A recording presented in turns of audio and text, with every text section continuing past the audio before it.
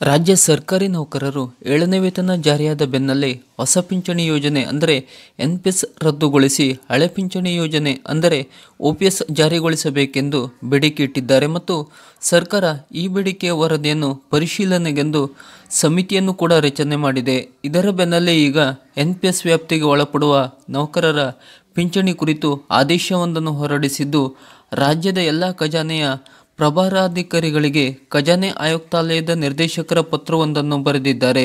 ಇದು ಎನ್ಪಿಎಸ್ ವ್ಯಾಪ್ತಿಗೆ ಒಳಪಟ್ಟ ನೌಕರರು ಸೇವೆಯಲ್ಲಿರುವಾಗಲೇ ಮರಣ ಹೊಂದಿ ಕುಟುಂಬ ಪಿಂಚಣಿ ಪ್ರಸ್ತಾವನೆಯ ಪರಿಶೀಲನಾ ಪಟ್ಟಿ ಲಗತ್ತಿಸಿರುವ ಕುರಿತು ಎಂಬ ವಿಷಯ ಈ ಪತ್ರದಲ್ಲಿದೆ. ಅದರನ್ವಯ ಆ ಪತ್ರದ ಸಂಪೂರ್ಣ ಮಾಹಿತಿ ಹೀಗಿವೆ. ಈ ವಿಷಯಕ್ಕೆ ಸಂಬಂಧಿಸಿದಂತೆ ಸೇವೆಯಲ್ಲಿರುವಾಗಲೇ ಮರಣ ಹೊಂದಿದ ಎನ್ಪಿಎಸ್ ನೌಕರರ ಕುಟುಂಬ ಪಿಂಚಣಿ ಪರಿವರ್ತನೆಯ ಪ್ರಸ್ತಾವನೆಗಳನ್ನು ರಾಜ್ಯದ ಖಜಾನೆಗಳಿಂದ ಎನ್ಪಿಎಸ್ ಘಟಕಕ್ಕೆ ಸಲ್ಲಿಸುತ್ತಿರುವುದು ಸರಿಯಷ್ಟೇ. ಸದರಿ ಪ್ರಸ್ತಾವನೆಗಳಲ್ಲಿ ಡಿಡಿಒ ಅವರು ಅಪೂರ್ಣ ಮಾಹಿತಿ ಹಾಗೂ ಅಪೂರ್ಣ ದಾಖಲೆಗಳನ್ನು ನೀಡುತ್ತಿದ್ದು, ಅವುಗಳನ್ನು ಗಮನಿಸದ ಖಜಾನಾಧಿಕಾರಿಗಳು ನೇರವಾಗಿ ಎನ್ಪಿಎಸ್ ಘಟಕಕ್ಕೆ ಪ್ರಸ್ತಾವನೆಗಳನ್ನು ಸಲ್ಲಿಸುತ್ತಿರುವುದು ಕಂಡುಬರುತ್ತಿದೆ. ಇದರಿಂದಾಗಿ ಎನ್ಪಿಎಸ್ ಘಟಕದಲ್ಲಿ ಪ್ರಸ್ತಾವನೆಗಳನ್ನು ಶೀಘ್ರವಾಗಿ ಇತ್ಯರ್ಥಪಡಿಸಲು ಸಾಧ್ಯವಾಗದೆ ಪೂರಕ ದಾಖಲೆಗಳ ಕೊರತೆಯಿಂದ ಪ್ರಸ್ತಾವನೆಗಳನ್ನು ಹಿಂದಿರುಗಿಸಲಾಗುತ್ತಿದೆ.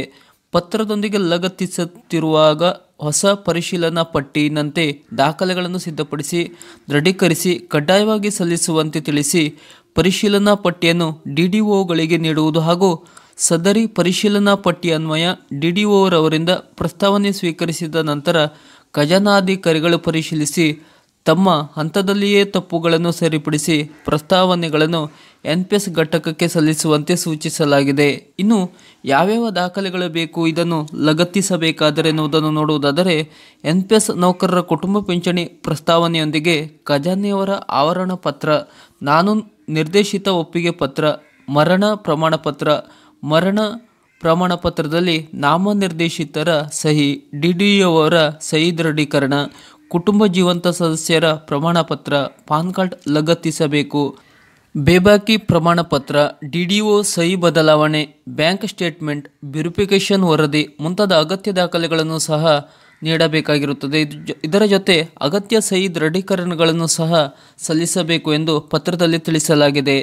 ಕರ್ನಾಟಕದ ಕಾಂಗ್ರೆಸ್ ಸರ್ಕಾರ ಎನ್ಪಿಎಸ್ ರದ್ದುಗೊಳಿಸಿ ಓಪಿಎಸ್ ಜಾರಿಗೊಳಿಸಲಾಗುತ್ತದೆ ಎಂದು ತನ್ನ 2023ರ ಚುನಾವಣಾ ಪ್ರಣಾಳಿಕೆಯಲ್ಲಿ ಭರವಸೆ ನೀಡಿತ್ತು. ಆದರೆ ಇನ್ನೂ ಸಹ ಈ ಭರವಸೆಯಾಗಿಯೇ ಉಳಿದಿದೆ. ರಾಜ್ಯ ಸರ್ಕಾರಿ ನೌಕರರು ಓಪಿಎಸ್ ಮರುಜಾರಿ ಕುರಿತು ಸರ್ಕಾರಕ್ಕೆ ಹಲವು ಬಾರಿ ಮನವಿಗಳನ್ನು ಸಲ್ಲಿಸುತ್ತಲೇ ಇದ್ದಾರೆ.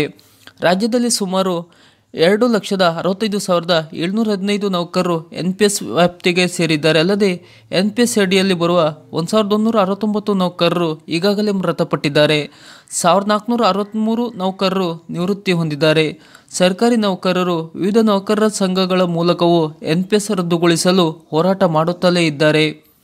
ಸರ್ಕಾರದ ಈ ಥರದ ಇನ್ನಷ್ಟು ಮಾಹಿತಿಗಳಿಗಾಗಿ ನಮ್ಮ ಚಾನಲನ್ನು ಸಬ್ಸ್ಕ್ರೈಬ್ ಮಾಡಿ ನಮ್ಮನ್ನು ಬೆಂಬಲಿಸಿ. ನಮಸ್ಕಾರ.